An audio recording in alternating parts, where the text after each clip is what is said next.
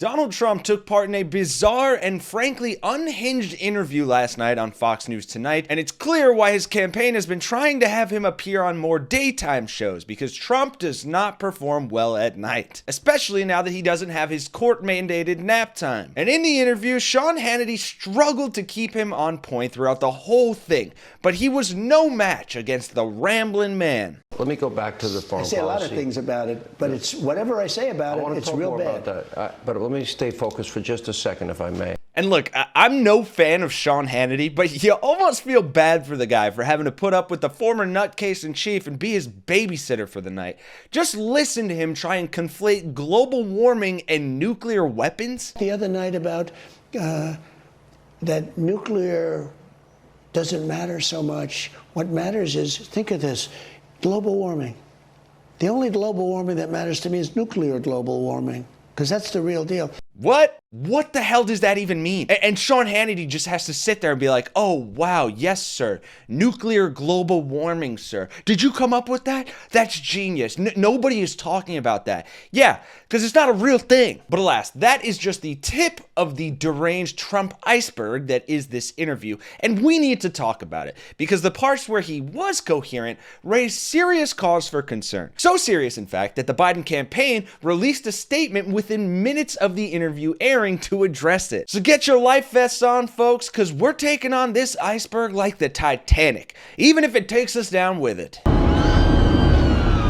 God almighty. And let's start with a clip that's emblematic of the entire interview and really Trump's campaign as a whole, where Trump not only contradicts himself in the same sentence, but makes very clear, against the direction of Hannity's leading question, that he will in fact weaponize the justice system for his retribution.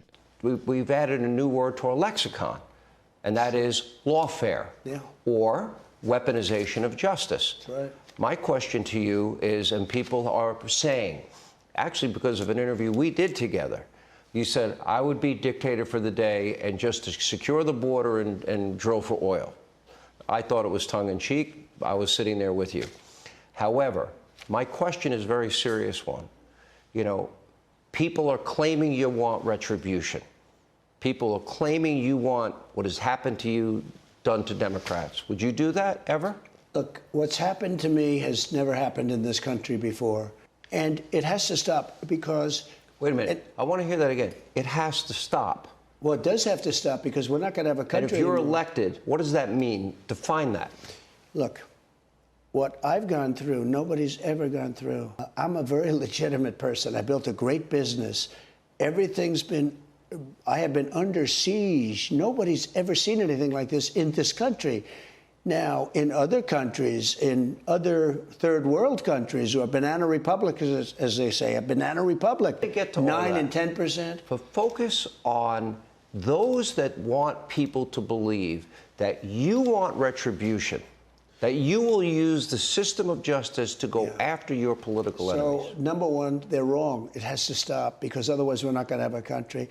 Look, when this election is over, based on what they've done, I would have every right to go after them, and it's easy. Damn, he really had us in the first half. He was so close to not saying the stupid part out loud. But then he just had to suggest that he would have every right to go after his political opponents. And while he does specifically reference Biden in the interview here, it's worth noting that in private, he told advisors and friends that he wants the Justice Department to investigate specific former aides and allies who are now critical of him. Meaning the political persecutions from his end will not stop at the top and just be about Biden. Because it's Joe Biden, and you see all the criminality, all of the money that's going into the family and him, all of this money from China. But November 5th will go down as the most important election in the history of our country. Huh.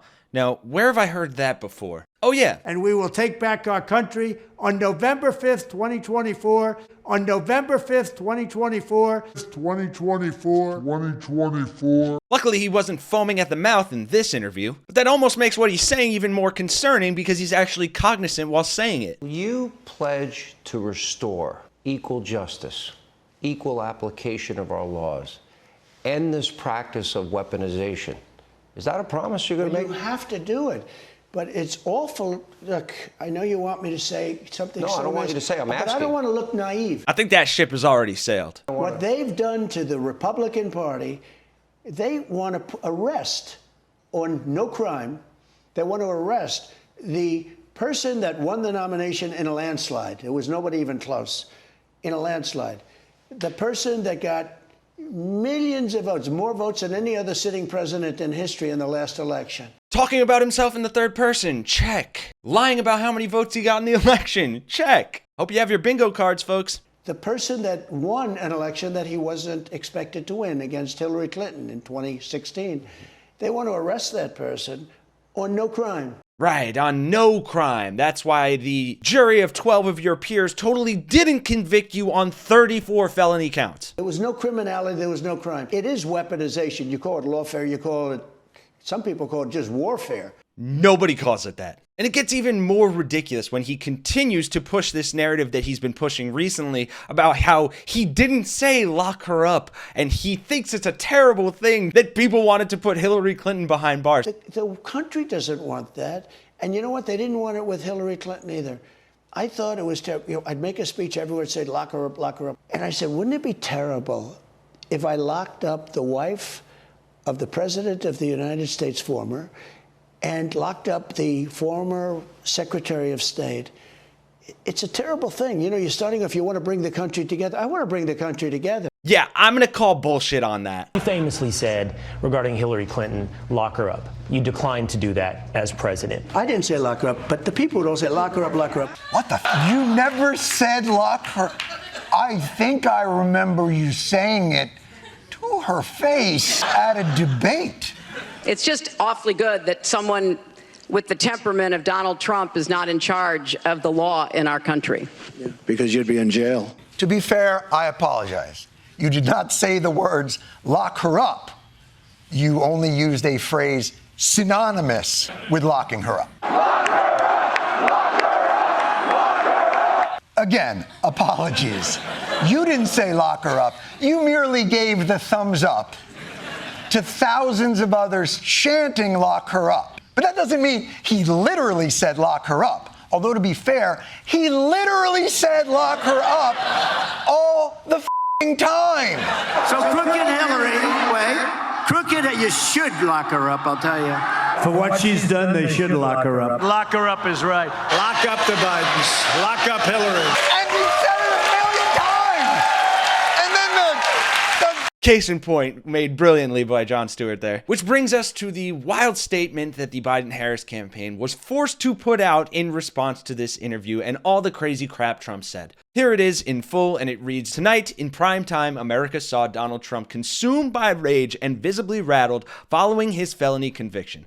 A man who has clearly snapped and whose candidacy is becoming more dangerous by the day. Donald Trump is so consumed with personal grievance that he does not care who he hurts so long as Donald Trump benefits. That's why he sicked a violent mob on the Capitol in an attempt to overturn the 2020 election. He lost.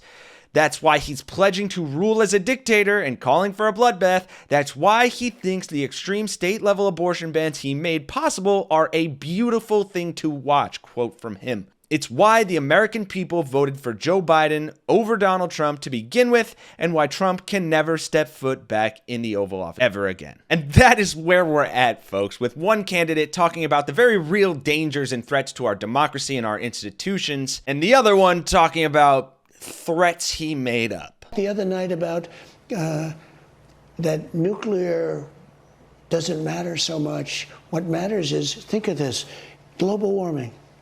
The only global warming that matters to me is nuclear global warming, because that's the real deal. Thanks for watching, folks. Drop a like on the video, subscribe if you're new here, and let me know all your thoughts in those comments down below. For Really American, I'm Kenny Hesse, and I'll see you all in the next one.